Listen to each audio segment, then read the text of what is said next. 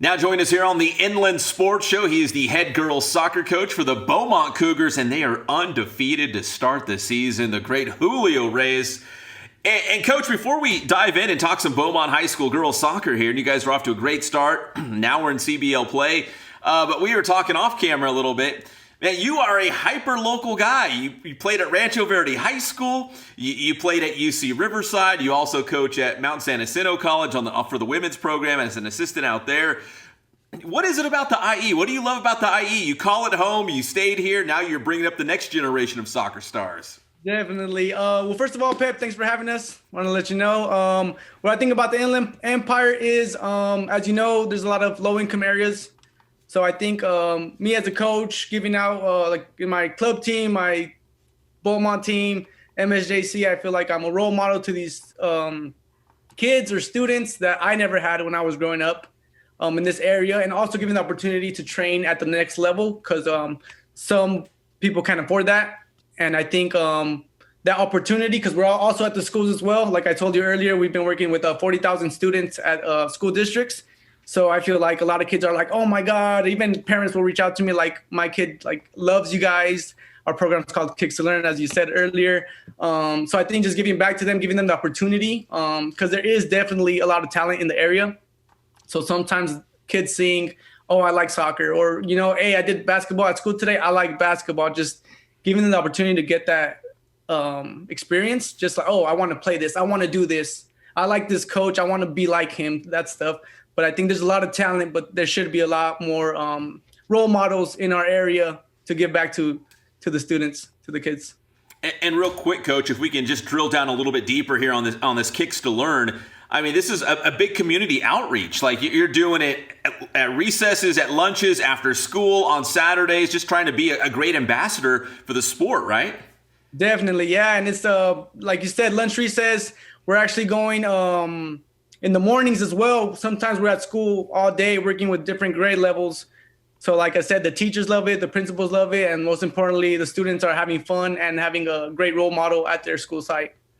No, that's awesome. That's, you know, and soccer is just booming right now. And of course, in the IE, there's so many great programs. And of course, Beaumont girls soccer, one of those great programs. And, you know, Coach, this season, you guys are off to an undefeated start. And I know, like a lot of programs, there's been some ups and downs, and you've already had your own obstacles this season. But, you know, what has been the real key, you know, secret ingredient for you guys so far early on in this season? What do you credit the success you guys have had so far, and what do you think will continue to carry on through CBL play here?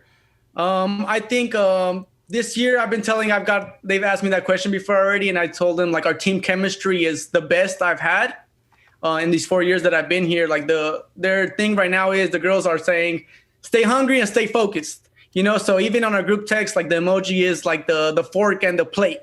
Like they're hungry. They're all hungry, especially like the seniors. You know, we're hungry. That's our thing right now. We're hungry, stay focused. So even when they score, like even at practice, they're like, we're eating. You know, we're eating good. You know, that's their thing right now. They're staying hungry. They're staying focused.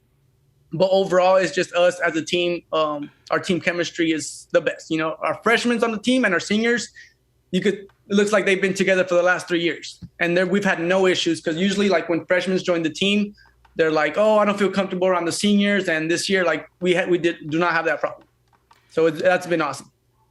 And Coach, speaking of, you know, seniors and having some, you know, great young talent coming up in the program as well.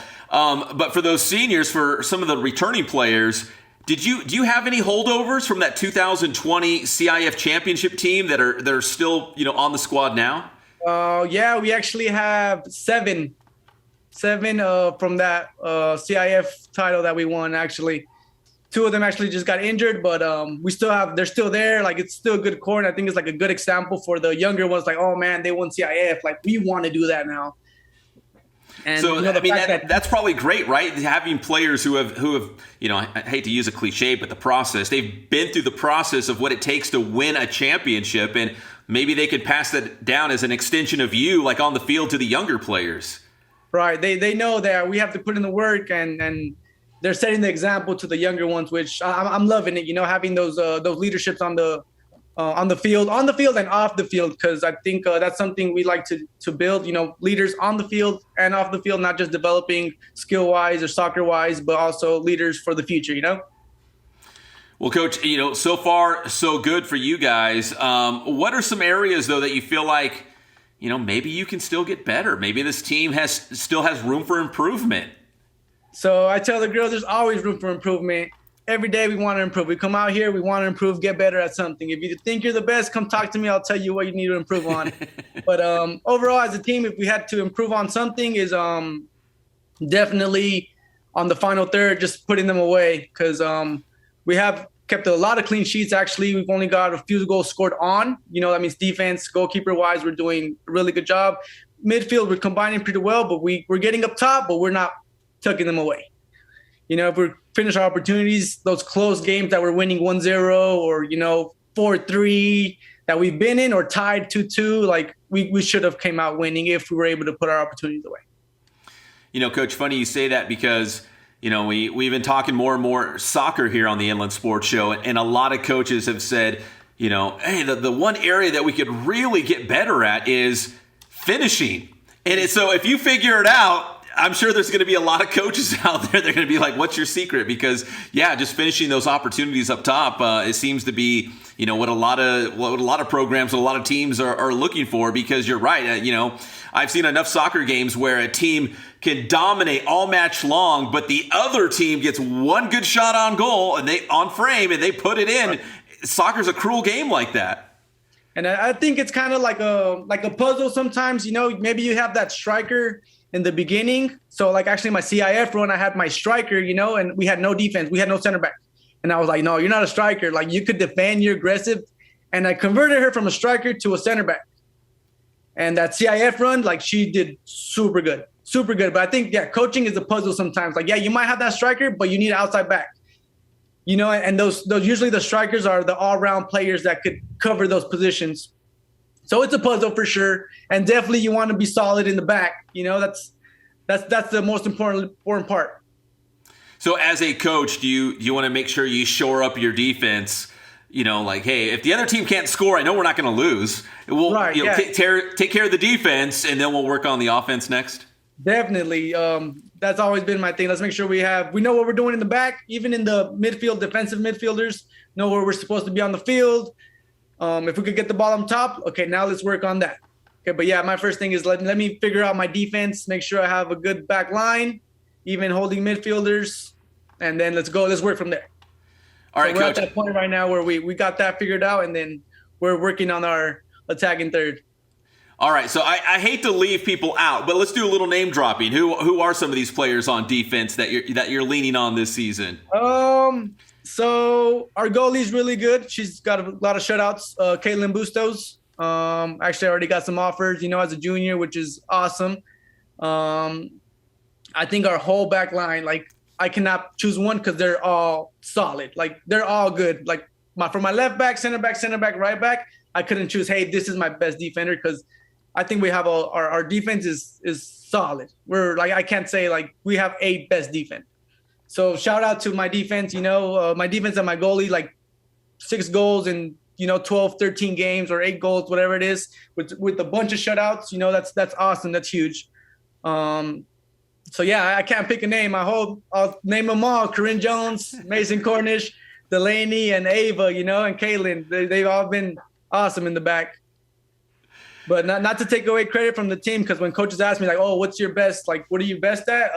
I think we're an all-around team. Like, even our midfield is doing an awesome job, and our defense, even because our forwards, that's where we start our defense. If they're on a goal kick, our forwards moving around, knowing where to be on the field to stop their attack right away. So all around, I think defensively, from our top to our back, we know what we're doing. Now we're figuring out the attack-wise. So shout out to just my team, just taking instructions and doing a good job this season. Well, Coach, what do you think it's going to take to make another CIF playoff run? And, what did you learn in 2020 about that playoff run that you can apply now? Is there some things that you learned along the way during that championship run? Definitely, for sure, because we're going to have, even right now, we have COVID cases, injuries, and like we did over there, the CIF from girls stepping up, knowing how to play a position as a reserve player. And these last couple of games, actually, we had like some of our better players out with COVID or injuries, and our reserve players have stepped up and done a really good job. So I think just the reserve players, trusting them and letting them know that I trust them as a coach to step on the field and take a starter position to do the job.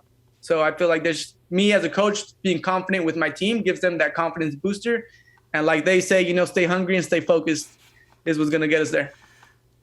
Like you said, the old fork and knife, right? Stay hungry, the stay hungry emoji.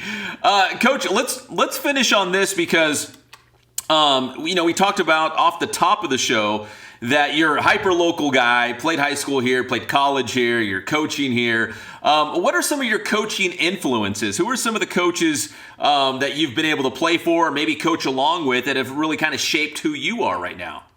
Definitely my coaches at UC Riverside, Junior Gonzalez and Tim Capello. Definitely I see him as as mentors. I still talk to Tim Capello a little bit, if I ever need some soccer advice. Or if even like, hey, I'm free this morning, can I go to your session? He'll invite me out. We're comfortable with each other. So definitely Tim Capello would be number one. And then number two would be Junior Gonzalez for sure. But they've been great influence, just me doing my sessions just like they did. And Junior Gonzalez is now like a pro coach right now. So I could even say tell my girls, hey, they're like, this is boring. Like, yeah, pro teams are doing this. It is boring, but in the long run, it's effective. If it works, right? If the pros are doing it and they're having some success, they're obviously doing something right. Definitely. Well, Coach Reyes, listen, I always appreciate the time. Congrats on the great start. And I know there's probably a lot of still unfinished business for you guys this season, trying to bring home a Citrus Belt League title. And again, making another great playoff run. And quickly, Beaumont girls soccer has been one of the top programs in the IE. So congrats on that as well. Thank you. I appreciate that. And thank you for having us. It's always love your show. It's awesome just seeing other coaches and, you keeping up with the best programs, which is awesome. And again, thank you for having us. I appreciate that. I appreciate that, Coach. I'm a big soccer guy. I know soccer gets, the beginning of soccer gets overshadowed because we're in the football playoffs. So, we get through the football playoffs and now we got to turn our attention to, soccer and basketball. But I'm a big soccer guy, so I try to give the soccer guys some love out there. Awesome. I appreciate that. Yeah, you have to get the word out that soccer could be just as good as football. World Cup is coming up, so maybe we could start matching that a little bit. Start the hype now, right? Get people excited. Definitely. All right, that's Julio Reyes, the head girls soccer coach at Beaumont High School, also at Mount San Jacinto, MSJC too, as well, an assistant out there. And check out the Kicks to Learn program. Thank you, Coach. Appreciate it. Appreciate you guys.